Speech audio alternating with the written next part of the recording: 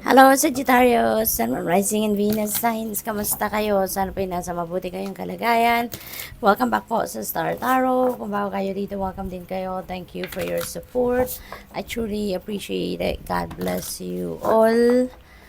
Sag, pauna mensahe po ninyo ay justice. Ayan. So, makakaasa kayo ngayon na maibabalik na yung balance no sa buhay ninyo kasi maybe you are also working on it no, nag-e-effort ka din siguro na maging maayos ang mga bagay-bagay sa buhay ninyo sa ngayon. Maybe nagfo-focus na din kayo or maybe yung focus ninyo is back doon sa mga bagay na pwedeng na-neglect ninyo for quite some time or na-neglect ninyo dahil distracted kayo for whatever reason, yung ganun ba, no? So, magiging maayos na unti-unti, maibabalik na ninyo yung ayos sa buhay ninyo sa iba't ibang parte nito, no? At saka, justice will be served, no, sa inyo. Kung ano yung para sa'yo, Sagittarius, wala na makakapigil dyan. Yan ay makukuha ninyo kung ano yung meant for you. Yan ang marireceive ninyo sa ngayon. Kaya napakaganda. We have 4 of Wands. Ayan. So, meron ditong celebration na paparating. Maaring yan ay celebration dahil merong mga okasyon, mga birthdays, mga ganon, mga graduation party, or kung ano-anong klaseng party ang pwedeng siguro kayo yung mag-host or baka kayo ay maiimbitahan sa mga ganon. You know? Maaari din na meron ditong pagsasama-sama, no? Reunion ng magkakaibigan, baka merong reunion ng magkakapamilya, magkakaopisina, yung ganun ba, no? Yung maaring yun ang aanuhin ninyo, pagtitipon-tipon ang gagawin ninyo, you're going to meet up, no? With those people. At saka, pwede rin na ang iba sa inyo dito is going as well to come home, no? Baka meron travel dito para sa iba sa inyo. Maaring kayo ay uuwi para kayo ay a-attend dito sa okasyong ito, sa mga selebrasyon na to, yung ganon, ano? So, napakasaya kasi maaari din na meron kasalan dito pala. No, maaaring may kasalan dito, mayroong engagement party, yung mga ganon. So, this is a happy times para sa inyo kasi finally magkakasama-sama, magkikita-kita na kayo ng mga mahal ninyo sa buhay or mga kaibigan. 10 of Cups, speaking of mahal sa buhay, 'di ba? This is happy family, this is domestic bliss, masayang samahan, ano, sa loob ng pamilya, may contentment, meron ditong happiness, joy, prosperity, abundance, you know, pagdating sa pera, siswertehin din kayo rito, kaya magiging masaya, no? Magiging masaya ang pamilya. Kung meron ding hindi pagkakaintindihan dito, no, with other family member, eto na, tapos na to, sa ngayon, solved na yan. Kasi magkakaintindihan na kayo, there will be reconciliation happening dito, you're going to choose love. No, you're going to choose love over kung ano man ang away or ano man ang hindi ninyo pagkakaintindihan. What else? We have 4 of Swords. Ayan. So, pahinga. Kitang-kita na nagpapahinga siya, nakahiga siya. It's either malalim iniisip nito, nakapikit lang siya, pero tumatakbo yung isip niya. Maaring marami siyang iniisip, maaring nagmumuni-muni siya or, you know, talagang pagod, no? So, whatever the case may be, Sagittarius, you need some time para sa sarili ninyo, para makapag-relax kayo, para makahigaman lang kayo, maipahinga ninyo ang inyong katawan. And eventually, 'di ba, pag pagod ang katawan, idikit lang natin yung katawan natin sa higaan, tulog na tayo, 'di ba? Kaya maaaring ang iba sa inyo gano'n ang magiging sitwasyon, no? Sa sobrang pagod. Okay? So, what else for Sag? Tignan natin kung ano ang mga mensahe ninyo para sa ngayon.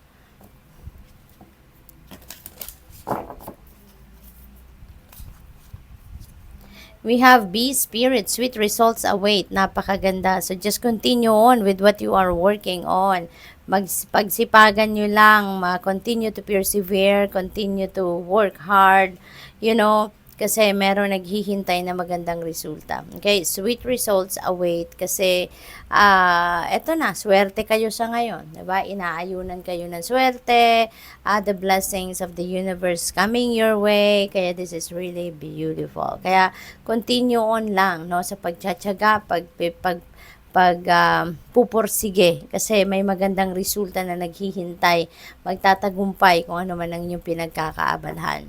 We have 16, trust in divine detours. Ayan. So, magtiwala lang kayo. Sometimes, yung universe nagdadala ng parang detour, no, sa path ninyo because kung ano man yung tina-target ninyong puntahan siguro is not for your best interest, it's not for your highest good.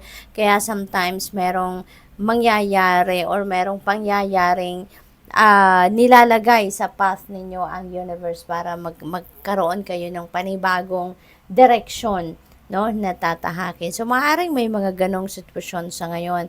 Kaya, always pay attention to your intuition. Always pay attention to the subtleties na pinapadala ng universe dyan. Kasi, maaaring ito na yon ang maghahatid sa inyo doon sa detour na kailangan ninyong mapuntahan, no?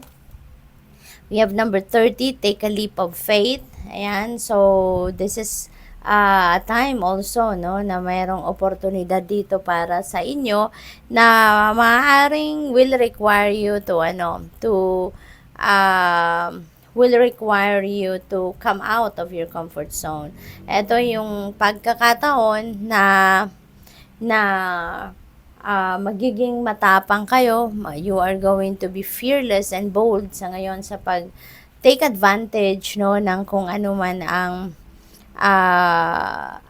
ang opportunity na to. Because parang, alam mo yun, magkakaroon kayo ng pakiramdam na this is it, this is the time, no? Ito na yung panahon para lumabas ka sa kung ano yung cup of tea ninyo, sa comfort zone ninyo, kung ano yung nakasanayan ninyo.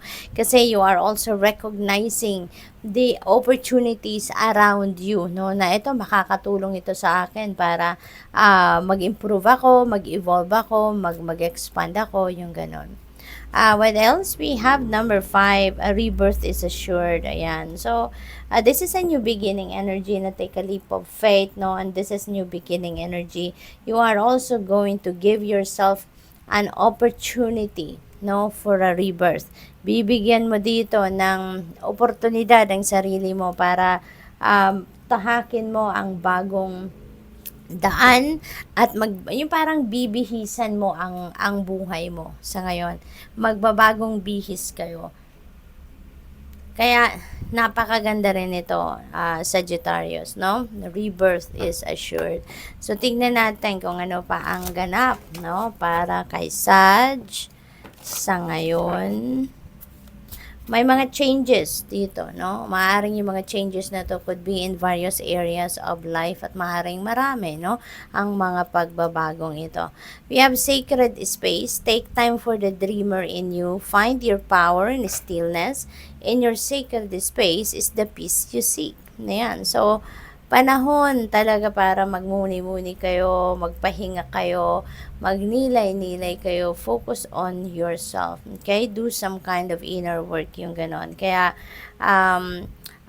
maybe also you are seeking for peace. Maybe also gusto mo na maging mapayapa ang inyong pakiramdam.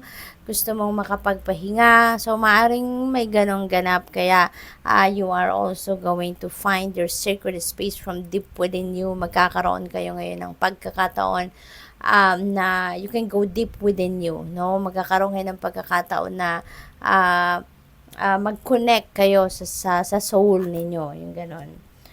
We have expectation. Ayan, sabi rito, be open for whatever comes next. It might just be the music your heart's been waiting to hear. Okay? So, talaga magandang magnilay-nilay at magmuni-muni kayo. Time for contemplation, time for reflection sa ngayon. Kasi maaari talaga na marami kayong maririnig dito, no? And that could be guidance from the divine universe. Maaaring merong mga gabay ang Panginoon na binibigay sa inyo or pinapadala sa inyo sa ngayon. And sa pagpapahinga ninyo, pag ninilay-nilay ninyo, baka doon ninyo rin yan marinig. You know? Kasi kung lagi kayong busy, so hindi ninyo maririnig yung mga guidance na yun. Because those divine guidance comes to us in a very subtle way, diba? Kaya kung hindi tayo magfo-focus sa ating intuition, then hindi natin yun, most likely hindi natin maririnig. We have awareness. Pay attention to the subtleties. Look with new eyes. There are signs and omens everywhere. Alam mo, Sagittarius, you're divinely guided. Hindi ka talaga pinapabayaan ng Panginoon. Ngayon, meron kang mga signs and omens, no, synchronicities na pinapadala sa inyo, and that is guidance para sa iyo, 'di ba? Hindi lang mga intuitive messages ang pinapadala sa inyo ng Panginoon, but also you're being sent signs and omens, no? It's everywhere. Mapapansin niyo din naman 'yon, no? Kung those signs and omens are yours, kasi susulpot at susulpot yun sa iyo. Mangungulit yan hanggang sa mapansin mo.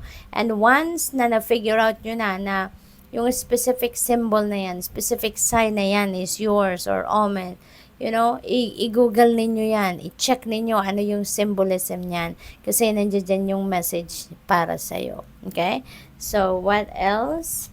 We have union. Ayan, you have seen and unseen allies. Draw upon their strength. Join forces with friends and flourish. Ayan. So, maybe ang iba sa inyo is making new friends sa ngayon, or maybe you are going to focus on friendships sa ngayon, ano? And also, alalahanin ninyo, no, na hindi kayo nag-iisa. Always remember that you are not alone, alright?